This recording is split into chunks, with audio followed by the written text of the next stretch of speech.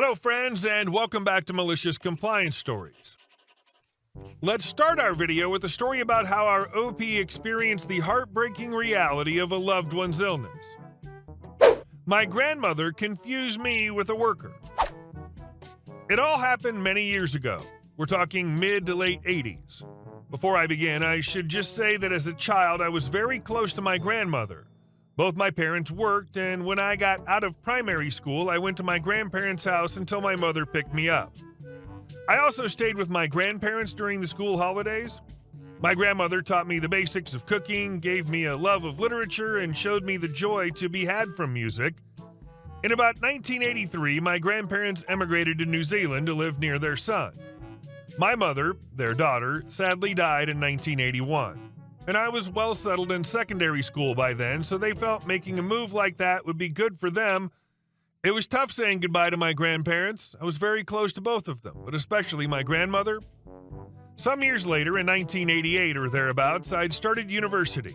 Just before the end of my first year, my grandparents came back to the UK for a visit. They were staying with my dad, although he wasn't their son. He thought of them as his parents. Before Dad knew about their proposed visit, he decided to have some work done to his house. He wanted double glazing installed and some work on the roof done. So when they arrived, there was a lot of activity going on around the house. About a week after my grandparents arrived back, my college broke up for the summer vacation and I traveled back home. I was excited to see Dad, but I was really excited to see my grandparents again. It had been a few years since I last saw them. We'd exchanged letters, but not seen each other since saying goodbye at the airport when they left for New Zealand. I got a taxi from the railway station to my dad's house, and the first thing I saw when I got home was the building site that was the front of his house, complete with builders. I didn't even need to open the front door. There wasn't one. It was being replaced. I left my backpack in the hall and went into the kitchen. My grandmother always liked being in the kitchen. The kitchen was her domain and was the place she felt most at home. The kitchen was also at the back of the house and was the furthest away from all the work at the front of the house. So I went straight there. I opened the kitchen door and just stood there, smiling at my lovely, gentle, kind grandmother. She'd aged so much, but was still unmistakably my grandmother. My smile slowly disintegrated when I saw the reaction on her face. It was a look of fear and anger. Then she grabbed my grandfather's hand and said, "He's coming in. Why is he coming in? Who does he think he is? Get out!" My grandmother, who I'd seen every day of my life for the first 15 years of my life, who I loved so much, didn't even know who I was. She thought I was one of the builders and was terrified of me. The fear on her face broke me, ripped my heart in two. That's how I discovered my brilliant and loving grandmother was suffering from dementia. Dementia might have taken your grandma, but it can't take those first 15 years. I hope you can think of them and smile now that some time's gone by. And our second story. My job is to answer the phone at all times? All right, I'll answer it. A couple years ago, I worked for a real estate company as the manager of its co-living division. Think of it as a living arrangement where the company leases the apartment from the property owner, remodels it, and then subleases to multiple tenants by the room. It's legal in my country. The owner of the company, let's call him Jerk, had a tendency to misguide company funds. As such, he was constantly late on rent payments to the owners. One night he calls me and tells me that, as manager, my responsibilities now include coordinating rent payments. I think nothing of it because it's a simple enough task and it doesn't take much time. What he didn't tell me was that he called every single property owner and told them that he was too busy, so I was now in charge of paying their rent, and if it was late, they should talk to me. Fast forward a couple of weeks, and Mr. Face is still misguiding company funds, so there isn't any money for paying rent, even though I know for a fact we're generating enough revenue. Owners are constantly calling me during weekends and nights, so I don't answer the phone because it's not working hours. Jerk calls me on a weekend, and he's very upset. It seems that owners can't reach me at their convenience, so instead they're calling him. He tells me it's my job to answer the phone every single time and tell them what's going on with the rent payment, so I say, "Okay, sure, sorry," and we hang up. Enter malicious compliance. Next time an owner calls me up, he nicely says, "Hey, I just wanted to know what's going on with my rent payment. Can you please give me a date or any info?" And I pretty much say, "I'm sorry, sir, we had the money in the account and my boss took it for unknown reasons. Unfortunately, I don't know when and if that money will be back in the account, so I suggest you ask him directly." I do the same for about 5 days with every owner that calls me, as now I make sure to answer every single call that I get, even if it's outside working hours. By next weekend, my boss has a voicemail inbox full of angry property owners asking what he's doing with the money he's supposed to pay them. Apparently, he was using it to remodel his own apartment and buy a new car for his wife, and threatening to sue the company because of what I told them. He was livid, suspended me without pay, to which I replied with my resignation, and the company went under a few months later, partly because COVID and co-living don't get along very well. Bonus note, I later found out that one of the owners showed up at his house literally wielding a big old stick. When the doorman refused to let him in, he yelled on the street until the neighbors came out and the police showed up. Jerk tried to blame the whole thing on me, even telling owners that I had ran away with their money, but pretty much no one believed him. The best part, he'd promised to make me a partner but didn't.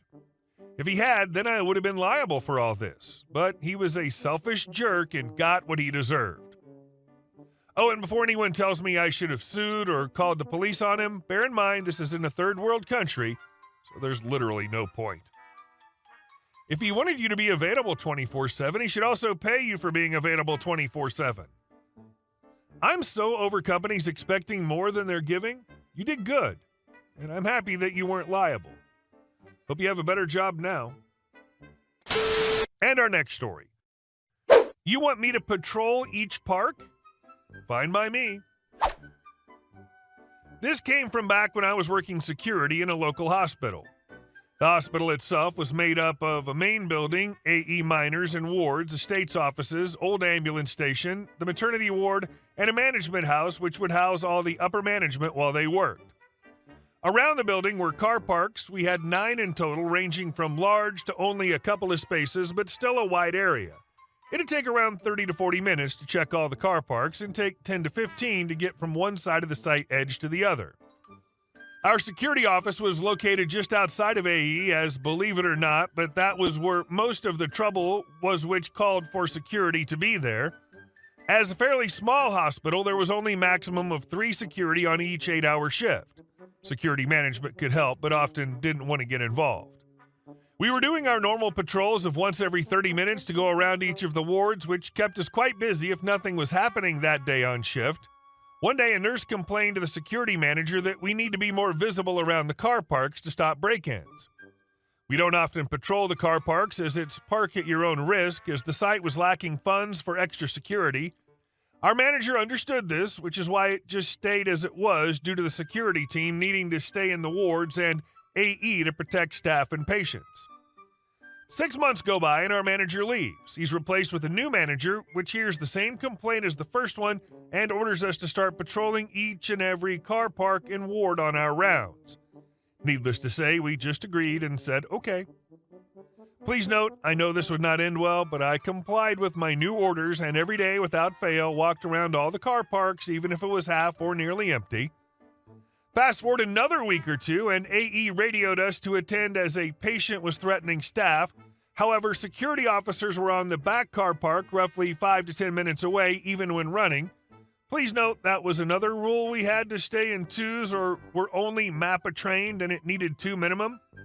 By the time we got there, this patient had already hit out to staff, causing injury, but also decided to run around AE department and other joining areas, breaking glass windows and scaring others.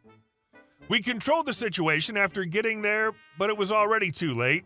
Thousands of pounds worth of damage caused and a couple with small injuries. Later on, our new manager asked why our response time was so slow. We just replied by saying we was taking care of the car parks like ordered to by you. The day after, more signs went up saying park at your own risk, and we're never ordered to patrol half-empty car parks again. New manager only lasted about 4 or 5 months after this incident. Sounds like the real problem here was the lack of funding. It's not unreasonable for staff to expect to be able to park in a place they're not going to get robbed, assaulted, or otherwise victimized. They shouldn't have to decide between that and having security inside. And our next story, the war for inheritance. I've always been an outcast in my family. Our grandfather was very wealthy and had a terrible temper. He raised my father with maximum strictness, and my father tried to raise all of us the same way. But discipline and I are antonyms. One day, my father yelled at me, "Why can't you be more like your siblings? They listen to me." "Because I'm not them, Dad," I replied, feeling a mix of frustration and defiance. "I want to live my own life." So my father was always angry with me, and he always took it out on my brothers and sisters, which made them dislike me too. But I didn't care. Freedom was more important. Since childhood, I was interested in two things: rock music and programming. But since my musical ear was like an anvil, I hoped I could make a living through programming. And in fact, that's how it turned out. My mother once asked, "Why do you spend so much time on that computer?" "Because it's my ticket out of here," I said, without looking up from the screen. I started working as a tester from a young age, and as soon as I became an adult, I left for Ireland to work, to be as far away from my relatives as possible. Unfortunately, my father died of a stroke about 2 years later.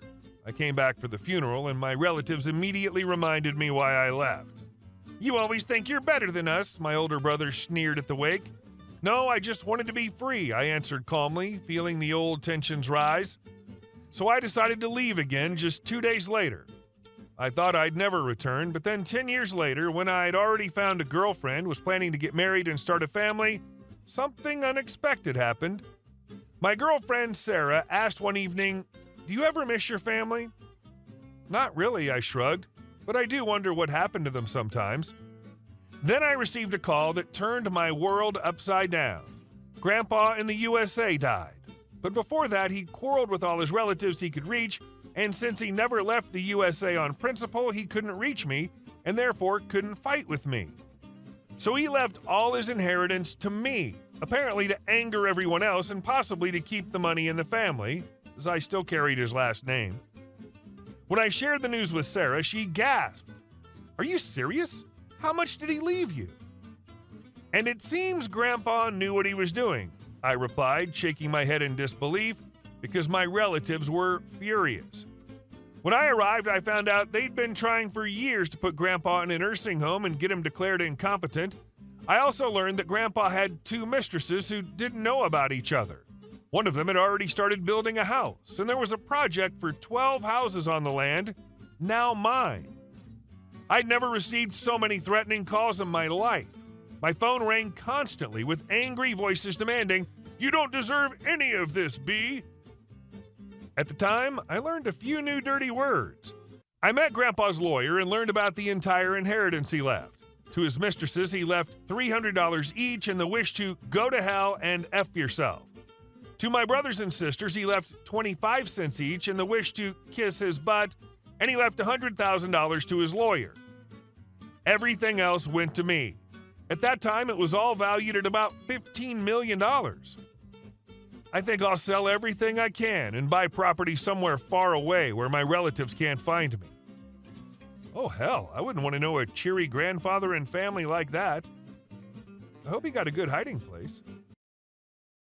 Hey guys, thank you all for watching the video. I'll see you in the next one.